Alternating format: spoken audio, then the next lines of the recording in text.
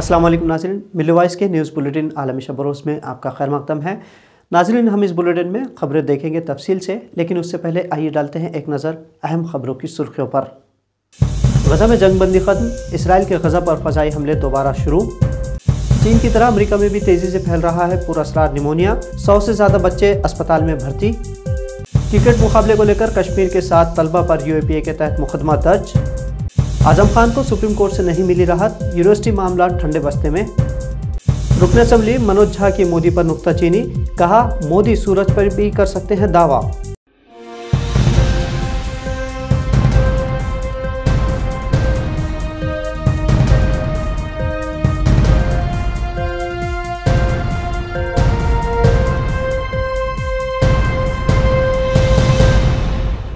आर्जी जंगबंदी ख़त्म होते ही इसराइल ने आज सुबह दोबारा गज़ा पर हमलों का सिलसिला शुरू कर दिया है।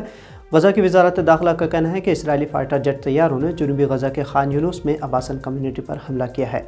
दूसरा हमला गज़ा के शुमाल मगरिब में एक घर पर किया गया। ये हमले जंगबंदी के आधे घंटे के बाद किए गए। हालांकि इन हमलों में कोई जानी नुकसान की इत्तला नहीं है। 24 नवंबर को हमास और इसराइल ने आर्जी जंगबंदी पर रजामंदी जाहिर की थी। इस जंगबंदी की मुद्दत 4 दिन थी, लेकिन क़तर और मिस्र की मसालिहत की वजह से इसराइल और हमास की जंगबंदी में मज़ीद तोसी करने के लिए तैयार हुए थे। एक हफ्ते की जंगबंदी में हमास ने 100 इसराइली यरगमालियों को रिहा किया है, जबकि उसके बदले इसराइल को भी कैद किए गए 240 फ़लस्तीनियों को रिहा करना पड़ा है। बताया जाता है कि अभी भी 140 इसराइली यरगमाल हमास के पास मौजूद हैं। अमरीकी वज़ीर ख़ारजा एंटनी ब्लिंकन ने जुमेरात को इसराइल के वज़ीर आज़म नेतन्याहू से मुलाकात की थी। ब्लिंकन ने जंगबंदी में तोसी के इम्कानात ज़ाहिर करते हुए कहा था कि अगर इसराइल ने दोबारा जंग का आगाज़ किया और हमास का ताक़ुब करने के लिए जनूबी गज़ा की तरफ बढ़ा तो उसे बैनुल अक़वामी इंसानी क़ानून की तामील करते हुए ऐसा करना चाहिए। उसके पास शहरियों की हिफाजत के लिए वाज़ेह मनसूबाबंदी भी होनी चाहिए। उन्होंने मज़ीद कहा था कि शुमाली गज़ा में बड़े पैमाने पर इंसानी जानों का नुकसान और बड़े पैमाने पर लोग बेघर हुए हैं। ये जनूबी गज़ा में नहीं दोहराना चाहिए। 7 अक्टूबर को हमास इसराइल की जंग का आगाज़ हुआ था, जिसके बाद से अब तक गज़ा में 15,000 से ज़ायद फ़लस्तीनी शहीद हो चुके हैं, जिनमें ज़्यादा तादाद बच्चों की है। चीन में निमोनिया की तरह एक पुरअसरार बीमारी अपने उरूज पर है, जहां बच्चों को बड़ी तादाद में अस्पताल में दाखिल किया जा रहा है। इसके अलावा अमेरिका की रियासत ओहायो में भी इसी तरह के केसेस सामने आने लगे हैं। रिपोर्ट के मुताबिक ओहायो में बड़ी तादाद में बच्चे पुरअसरार बीमारी का शिकार हो रहे हैं और उन्हें अस्पतालों में दाखिल कराया जा रहा है। ओहायो के वॉन काउंटी के तिब्बी हुक्काम के मुताबिक अगस्त से लेकर अब तक 142 बच्चों के तिब्बी केसेस सामने आए हैं, जिसे वाइट लंगिंग सिंड्रोम का नाम दिया गया है। न्यूज़ पोर्टल ABP के मुताबिक वॉन काउंटी के एक अहलकार ने कहा है कि सफ़ेद फेफड़ों का सिंड्रोम ओहायो मेडिकल डिपार्टमेंट के लिए एक चैलेंज बन गया है। उन्होंने कहा है कि ये बीमारी चीन में फैलने वाली बीमारी से मिलती जुलती है।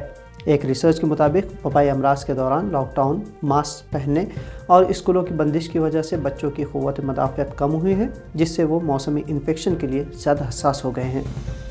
भारत ऑस्ट्रेलिया क्रिकेट मैच के फाइनल में एक टीम जीती और एक टीम हार गई, लेकिन इस मुकाबले के बाद कश्मीर के 7 तलबा के मुस्तकबिल पर कुल्हाड़ी चला दी गई है।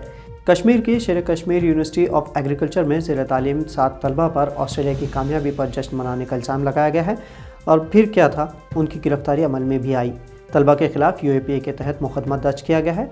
मुकदमा दर्ज करने की वजह यह बताई गई है कि इन तलबा ने गैर कश्मीरी तलबा को धमकियाँ दी और ऑस्ट्रेलिया की कामयाबी पर जश्न मनाया है। गैर कश्मीरी तलबा की शिकायत पर मुकदमा दर्ज किया गया है। महज एक क्रिकेट मैच की जीत हार को लेकर मुल्क मुखालिफ दफात के तहत तलबा पर मुकदमा दर्ज करने वाला ये हैरान कुन मामला तालीमी माहिरीन, सियासी लीडरों और समाजी कारकुनान में बहस का मौजू बन चुका है। पुलिस के इस रवैये ने तलबा बिरादरी पर खौफ तारी कर दिया है। तलबा पर सब दफात के तहत मुकदमा दर्ज करने से उनके सरपरस्तों में भी बेचैनी है। आपको बता दें कि जिस मुलजिम पर UAPA के तहत मुकदमा दर्ज होता है, मुलजिम उस वक्त तक बरी नहीं हो सकता जब तक कि वो खुद को बेगुनाह साबित ना कर दे। जनूबी हिंद की अहम रियासत तेलंगाना में चंद वाक़यात के अलावा राय दही का अमल बहैसियत मजमूई पुरअमन रहा। इस दौरान रियासत के 46% राय दहिंदगान ने हक़ राय दही का इस्तेमाल किया। माओ नवाज़ों से मुतासिर इलाक़ों के हलकों में शाम 4 बजे पोलिंग बंद कर दी गई थी, जबकि 106 असम्बली हलकों में शाम 5 बजे तक पोलिंग जारी रही। हुकाम ने 5 बजे कतार में खड़े अफराद को भी पोलिंग का मौका दिया। शहरी इलाक़ों के बरखिलाफ देही इलाक़ों में वोटिंग का सिलसिला वोटर्स में काफ़ी जोश व खरोश से देखा गया।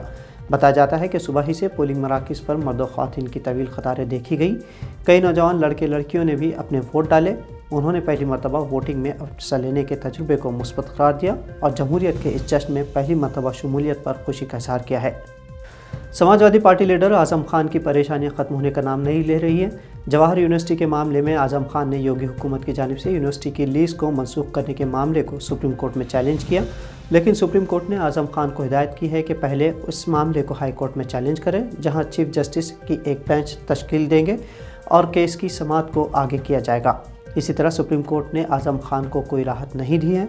आपको बता दें कि समाजवादी पार्टी हुकूमत ने आजम खान की यूनिवर्सिटी को 99 साल के लिए स्कूल की एक ज़मीन सस्ते दामों पर लीज पर दी थी। मौजूदा योगी हुकूमत ने लीज की शराइत की खिलाफ वर्जी की बुनियाद पर उसे मनसूख कर दिया है। ये वही मामला है जिसके लिए अक्टूबर 2023 के पहले हफ्ते में ईडी का मुकदमा दर्ज किए जाने का इम्कान ज़ाहिर किया जा रहा था। योगी हुकूमत ने आजम खान पर इल्ज़ाम लगाया है कि जब वो यूपी हुकूमत में बरसर इख्तिदार थे तो उन्होंने रामपुर में मौलाना मोहम्मद अली जौहर यूनिवर्सिटी काम के लिए 106 करोड़ रुपए की सरकारी फंड्स का इस्तेमाल किया है। जमीयत उलमा हिंद के सदर मौलाना अरशद मदनी ने असरी तालीम को वक्त की अहम ज़रूरत करार दिया है। मौलाना दिल्ली व हरियाणा सूबों के ज़िले सदूर के एक रोज़ा तरबियती प्रोग्राम से खिताब कर रहे थे। इस मौके पर उन्होंने कहा कि कौम को जहां आलिम फाजिल की ज़रूरत है, वहीं उसे डॉक्टर्स, इंजीनियर्स और साइंसदानों की भी ज़रूरत है। मौलाना मदनी ने कहा कि जमीयत उलमा हिंद असली तालीम की हरगिज़ मुखालिफ नहीं, लेकिन उसी के साथ साथ वो दीनी तालीम को भी लाजमी तस्वुर करती है। मौलाना ने इसी बात पर सख्त अफसोस का इजहार किया कि असली तालीम के ताल्लुक़ से जनूबी हिंदुस्तान के मुसलमानों में जो शऊर है वो शुमाली हिंदुस्तान के मुसलमानों में मौजूद नहीं है। मुसलमान शादी ब्याह और दूसरी खुराफात वाली चीज़ों पर तो लाखों रुपए खर्च कर देते हैं, लेकिन स्कूल व कॉलेजेस खोलने के बारे में नहीं सोचते। बीजेपी की पॉलिसियों पर सख्त नुक्ताचीनी के लिए मशहूर आरजेडी के राज्यसभा रुकन मनोज झा ने एक मरतबा फिर वज़ीर आज़म नरेंद्र मोदी पर अपने अंदाज में नुक्ताचीनी की है। आरजेडी एमपी ने कहा है कि अगर मोदी का बस चले तो वो ये दावा भी करेंगे कि सूरज उनकी वजह से मशरिक़ से तुलू होता है। मनोज झा ने मीडिया नुमाइंदों से बात करते हुए कहा कि एक दिन आएगा जब पीएम मोदी कह सकेंगे कि सूरज उनकी वजह से मशरिक़ से निकलता है, वरना सूरज मगरिब से तुलू होता। मनोज झा ने कहा कि मोदी में मुल्क को मुत्तहिद और बरकरार रखने की सलाहियत मौजूद नहीं है। झा ने कहा कि मणिपुर चल रहा है और उन्होंने इसके बारे में एक लफ्ज़ भी नहीं कहा। मनोज झा के मुताबिक ये खुदा का करम है कि मोदी झंडे के साथ साथ सुरंग तक नहीं पहुंचे जहां से कारकुनों को बचाया जा रहा था।